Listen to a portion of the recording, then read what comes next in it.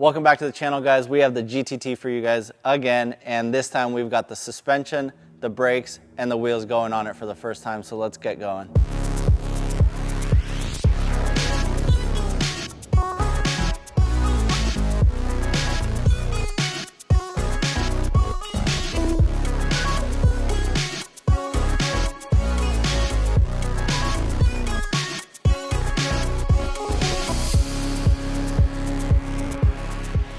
All right, so in this video, you guys are finally gonna see the suspension being installed on this car. We want to adjust the ride height. So we're gonna go ahead and install some coilovers, reinstall the freshly painted CTSV calipers, 6-piston front, 4-piston rear, and there is a unique twist to those calipers now that you guys haven't seen before, and you guys are gonna see it for the first time today. After that, once we get it all sort of dialed in, we're gonna go ahead and place the wheels on it, get the car back on the ground, and wait for the motor and some more of the weight so we can adjust the coilovers and try to corner balance the car a little bit before it goes off to alignment. So for the suspension, we decided to work with our continuing partner, Reaction. Reaction and Joel has been on board with so many of our projects already in the past, and we're continuing that relationship into this car. We also partnered up with Swift Springs. Huge thanks to Leonard for stepping in and being like, hey, we want to be a part of your guys' projects for the cars that you guys are building in-house. So again, huge thank you to Reaction Coilovers, that's what's going on this car, and Swift Springs for providing the springs. So we're going to go ahead and get that suspension installed onto this car right now.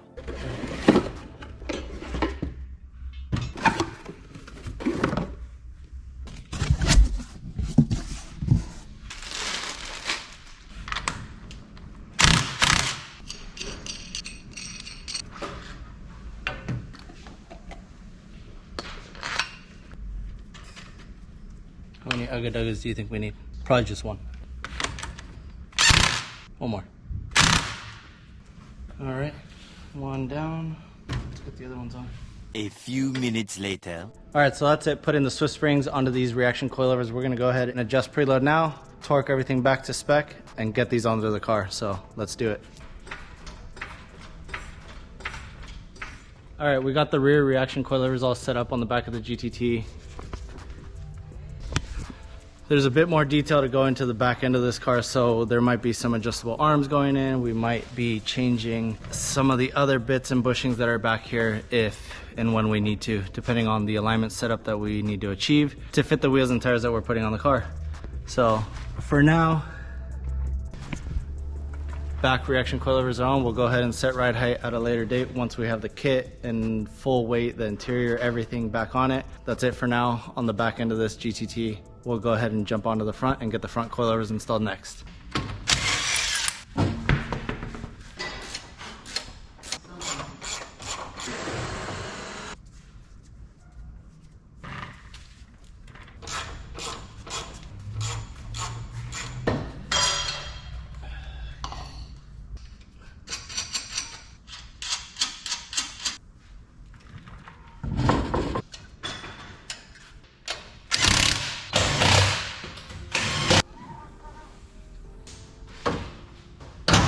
If you didn't see the last episode, we actually have the CTSV 6-piston front, 4-piston rear. The front brake kit and bracket setup actually came from CTSV brake swap, but we had to adapt it to fit the R34 knuckle. Not everything was a straight bolt-on swap. Along with the rear also, we had to notch and modify the knuckle a little bit, along with modifying the bracket and some of the hardware that came with it. The stuff doesn't exactly straight bolt onto the ER34 or even a BNR34. You will have to modify either the brackets or the hardware, and also modify the rear caliper quite extensively. You're gonna wanna do that before you repaint the caliper the whatever color you choose.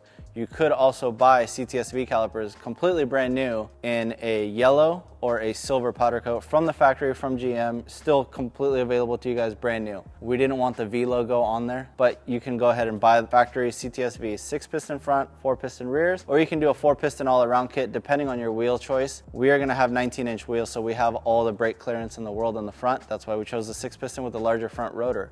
Again, Craig's car back in the day also had a 6-piston front setup with a 4-piston rear setup. So we're mimicking what was on the car back then. So for now, we're gonna flash back to what we had to deal with in getting the brake kit to fit this car, because we wanted to make sure it was all perfectly fitting before we painted them fresh, and then had to deal with like notching and scratching that beautiful red powder coat or paint coat, clear coat, thing coat, all the coats. Here's some of the things you need to look out for that they're not telling you in those instruction manuals.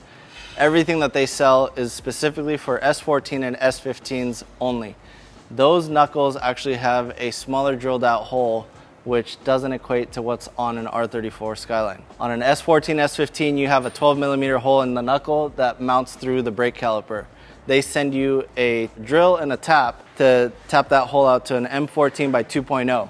On an R34 Skyline, it's already drilled out to an M14 size hole, so you can't tap it to an M14 by 2.0. Their suggestion essentially is to drill it out one size up to an M16 and then tap it accordingly, get new hardware and such. All these kits that are available, they're grabbing an off-the-shelf caliper from another car, rotor from another car that just happens to have the correct hat depth, and the diameter that they're suggesting for this caliper size when you're doing the 6-piston front setup like this CTSV caliper. So there are some things that you need to do to the caliper to make sure that it fits accordingly. One of the biggest things is, instead of drilling out the knuckle to a bigger hole and then slotting it, we decided to put the bolt through the knuckle in the opposite direction so it still holds it with a nut and bolt and a nylock.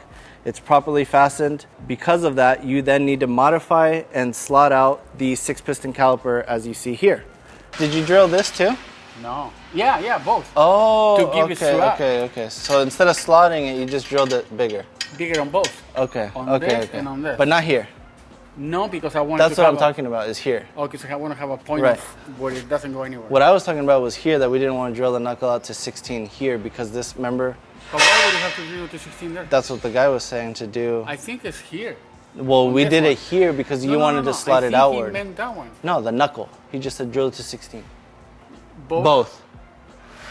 Because if I drill this to 16, it closes, and then it right. Then you have to shave the caliper. It rotates in here, right? But if I put this one more out, which it was already out, right. it'll close here. That's why I didn't do it. Okay. But also because I want to point that it doesn't stock. It doesn't move. Yeah. You know what I mean? Okay. All right. I don't know. So we're gonna make a clarification. So clarification: the bottom hole in the knuckle. She's taking Jack for a walk. The bottom hole of the knuckle stays as an M14, so that way that's his most rigid point.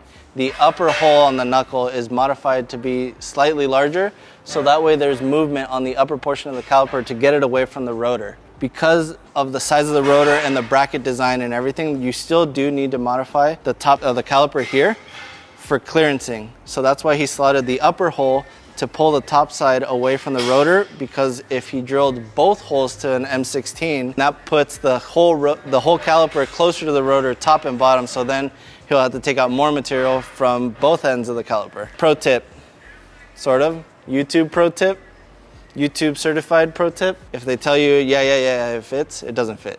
Guaranteed it won't fit. So figure it out yourself. Let me tell you how to do this brake upgrade. If you don't know how to do it, you're a loser. Go to the other side. Make me. Go. You're filming? Yeah. You are filming. What are you talking about? Yeah, you are. What are you talking about? You are. I see wreck. Wreck. I see a wreck. Wreck. Don't use that language to your parents. Get the fuck out of here. Can you let me film so I can go back to whatever the fuck I was not doing? No, I go. You talking, I go. All right, on the back of the R34 GTT or GTR, if you want to run the 4-piston CTSV brake caliper along with the 14-inch Nismo 370Z Sport brake package rotor, you're able to do so with the bracket from, I believe it's Eximinius. I don't know how to say it. We're going to put it up there somewhere. But in the instructions to his kit, it tells you exactly which rear brake lines to get from StopTech and how much you need to hollow out the rear 4-piston caliper, because it needs to fit within the knuckle. The only gripe we have with the back section of this brake kit is the fact that we actually needed the caliper bracket to be slotted so that way you could better center and position the caliper perfectly on the rotor so that you have the perfect amount of pad contact onto the rotor. That's our only gripe with the rear. It was really straightforward. It told you exactly how much you needed clearance and why you needed clearance it in the instructions. He actually has a whole video doing this on a Z32. And as I mentioned, the Z32 knuckle and rear drum brake package is extremely similar through 1990 all the way through 2002 because the R34 GTRs have the same rear brake package in the drums. All right, so let's get this new Just Driven brake kit onto this GTTR. This is our specific spec with EBC slotted rotors and the Just Driven 6-piston front with the 4-piston rear brake package.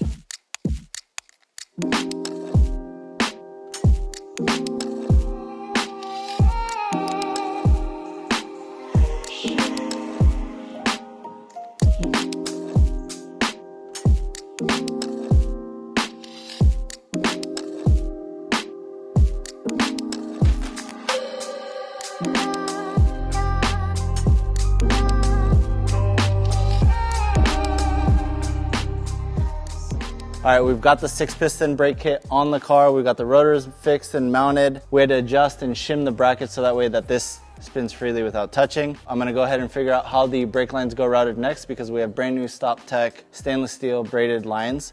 I'm gonna figure out how those go routed with the ABS wire. Go ahead and pop those on, put the new brake pads and pins and hardware back in here, and the front brake kit is done. So let's get to it.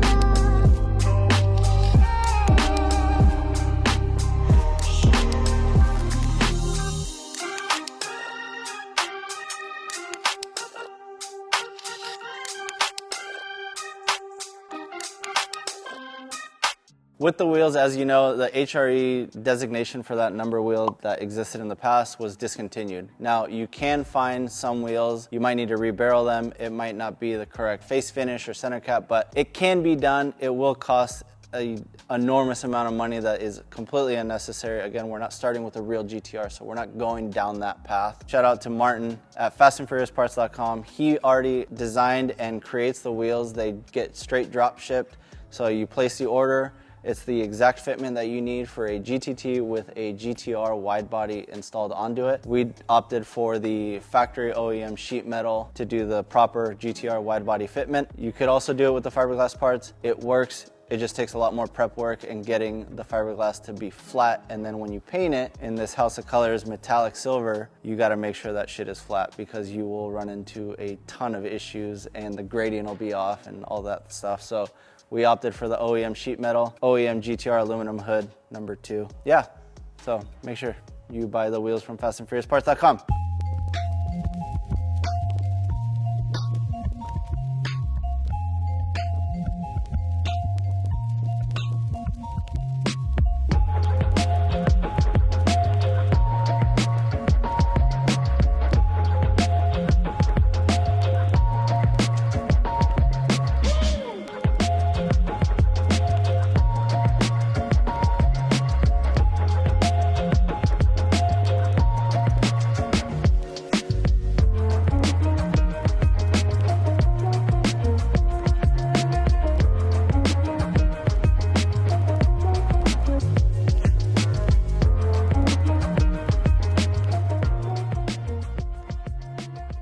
All right, so this is our 19x10 plus 22 HRE with the Just Driven 6-piston brake kit on the front of this car. It's got the massive 370Z performance rotor, slotted rotor, Stop Tech brake lines, and as of right now, based on essentially the scrub radius of what the steering is doing, with the car in the air, we noticed that the line is just barely long enough and it's almost borderline short. I'm not 100% happy with it. When this car gets to ride height and we go to alignment and get all the true specs really dialed in, to add some camber to front, pull some camber out of the rear, maybe add a slip-on spacer just so we get the fit and the look of the car that we want dialed in perfectly.